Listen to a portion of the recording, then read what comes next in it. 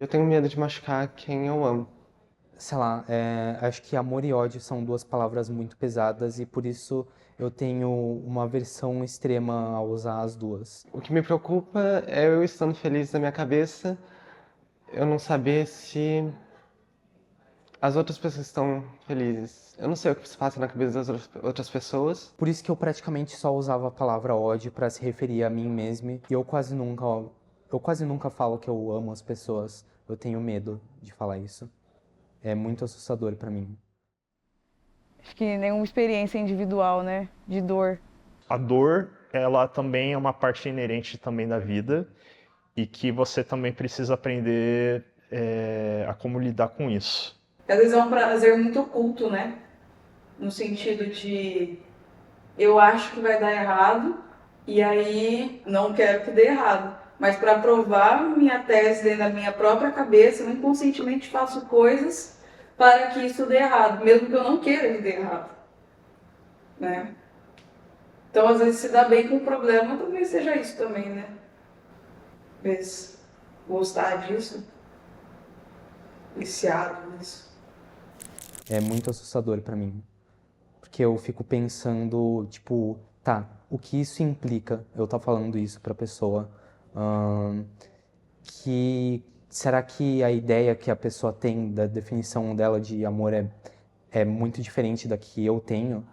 Ahn, que tipo de, sei lá, narrativa a pessoa pensa quando ela ouve a palavra amor?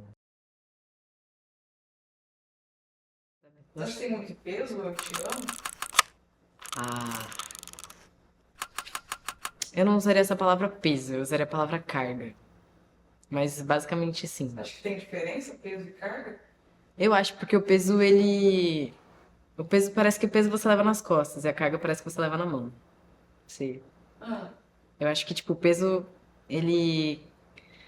Ele é cansado. E a carga, ela é a responsabilidade. Ela é uma escolha. entendi. Tipo, o peso foi colocado nas suas costas, a carga foi você que pegou. Então eu acho que o eu te amo, ele é uma coisa, assim. É que você falou a palavra precisa. Por que você falou a palavra precisa?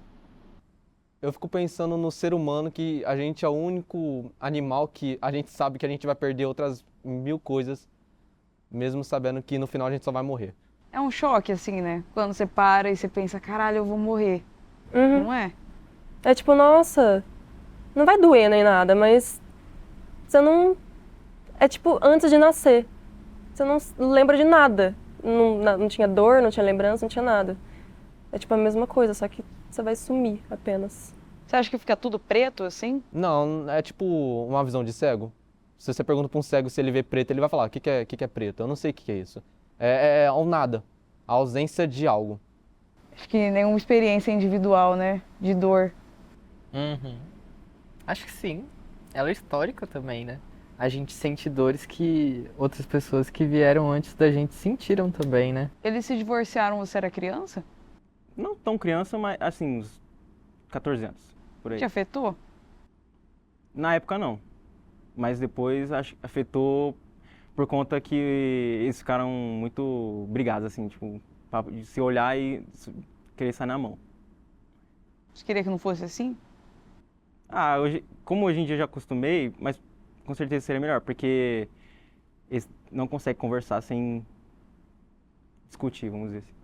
Todo mundo é arrombado com todo mundo, tanto que minha família toda é desunida. Então, tipo, por questão de...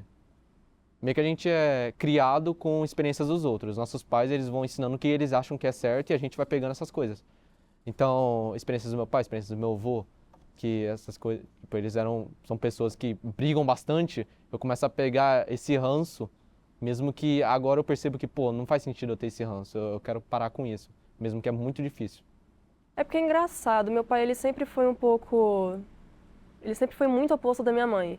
Então minha mãe, pedagoga, entende muito de mente de criança. Sim, ela foi sensacional em tudo, em brincadeira, em convívio, sabe, em lazer. Aí meu pai, né, na parte emocional, dá aquela pendida, ele não sabe muito bem o que fazer, entende? Então eu acho que não foi difícil. Não acho que foi difícil, mas poderia ser melhor. Eu acho que poderia ter sido melhor. Você cresceu, ficou adulta, você acha que você ficou mais parecida com ele ou com ela? Com ele, com certeza. Com certeza. Eu criei uma consciência muito tarde, tanto que eu estava conversando até com uma psicóloga, ela falou que quando você cria como que é o nome? Quando você cria uma consciência do que você acha certo, é pelos 15 anos. Eu criei isso com 18. Aí sim que eu criei consciência política, que eu criei consciência do que realmente eu poderia ser, não simplesmente o que meus pais acham que é certo ou errado. Eu comecei a discordar deles. Mas, tipo, 1 ano atrás eu comecei a discordar. Então é difícil ainda pra mim tirar essas origens. O que você acha mais difícil, assim, no dia a dia? No meu dia a dia, depende muito, depende, porque eu tenho uma rotina muito agitada. Então, depende muito do que estiver acontecendo, porque às vezes se acontecer algo no serviço, eu vou ficar chateada. Se acontecer algo na faculdade, eu vou ficar chateada. Se acontecer algo na família, eu vou ficar chateada. Se acontecer os 3 ao mesmo tempo, é muito ruim. Então, eu acho que não tem algo em específico no dia a dia que, tipo, nossa, isso aconteceu, logo eu vou ficar ruim. É uma soma de muita coisa que se acumula e estoura. Qualquer coisa que você acha mais fácil no mundo. Mais fácil? Mais fácil.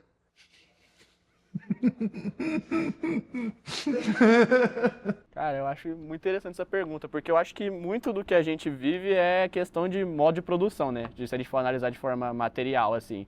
Então, por a gente viver num mundo que constantemente a gente tem que estar trabalhando, sendo o mais eficiente possível, certo? Tendo que lidar no trabalho, muitas vezes, com imprevistos, que se você não resolver na hora, você vai ser punido de forma financeira, às vezes até psicológica, né? Dependendo se você tiver um chefe muito otário, né? Eu acho que acaba que a gente... É impossível não acabar levando isso para outros aspectos da vida. Então, às vezes você pensar, nossa, se eu não puder ir em tal rolê, eu vou acabar bastando com essa pessoa, sabe? Será que ela não vai, tipo, me odiar? Sabe? Será que eu não vou ser punido de forma muito severa se eu acabar falhando, sabe? Eu acho que esse medo de errar, essa constante necessidade de ser útil, essa constante necessidade de ser robô, assim, né? Ser perfeito, máquina, eu acho que é uma coisa que a gente vive hoje em dia. Eu não posso errar. É uma merda, assim. É um dos maiores defeitos que eu tenho, que eu trato em terapia faz 5 anos, que eu me torturo, eu não me cobro. É totalmente... O que tem no errar? Que você não pode fazer isso? Mano, tudo que eu faço agora vai impactar no meu futuro. Na questão de eu vou ter que tomar escolhas. E eu saber que eu vou ter que tomar decisões, que eu vou perder outras 1000 decisões, eu acho isso ruim. Às vezes essa dor que bate na gente agora é uma dor que foi passada pra gente, né? De pessoas da nossa família, da nossa sociedade. E... sei lá, o que eu quero fazer com essa dor?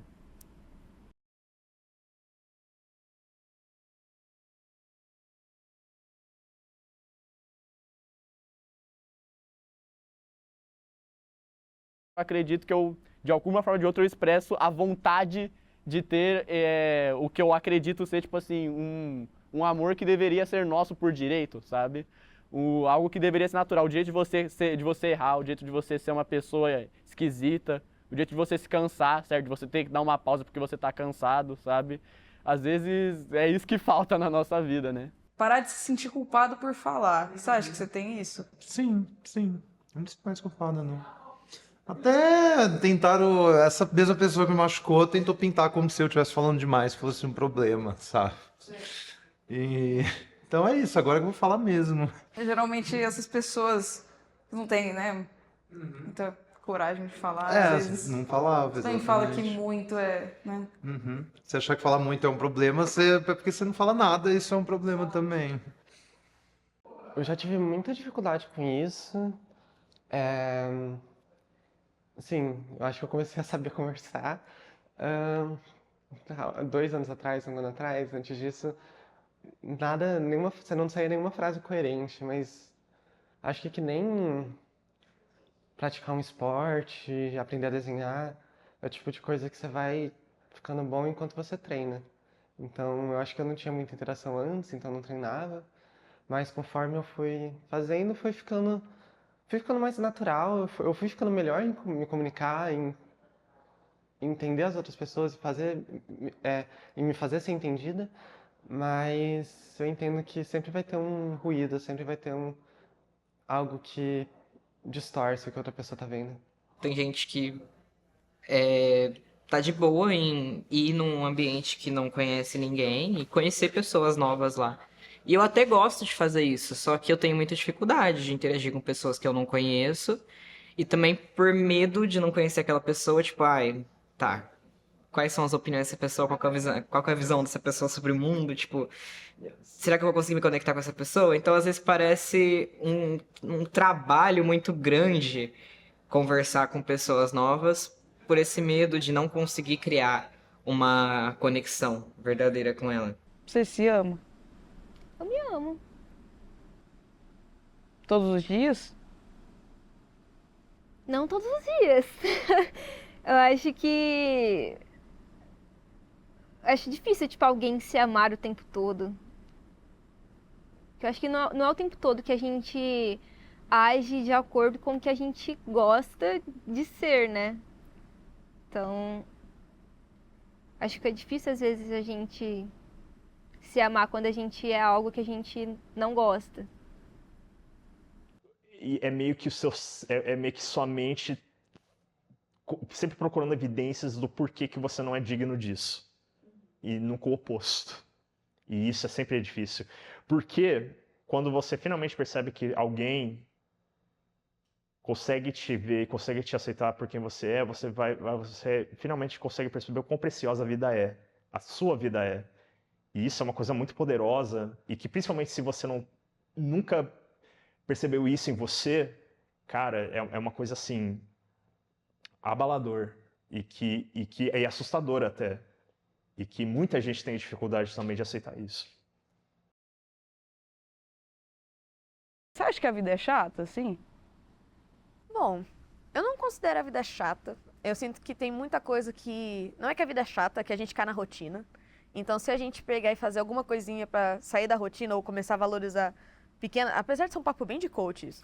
Apesar de a gente pegar e... Se a gente começar a valorizar pequenas coisas, porque às vezes, tipo... Não é que a vida tá chata, é que você só se acostumou com...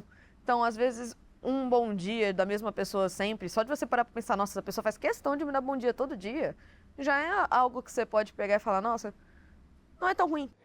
Muitas das coisas mais extraordinárias da vida não são nem um pouco extraordinárias. Então, assim, é isso.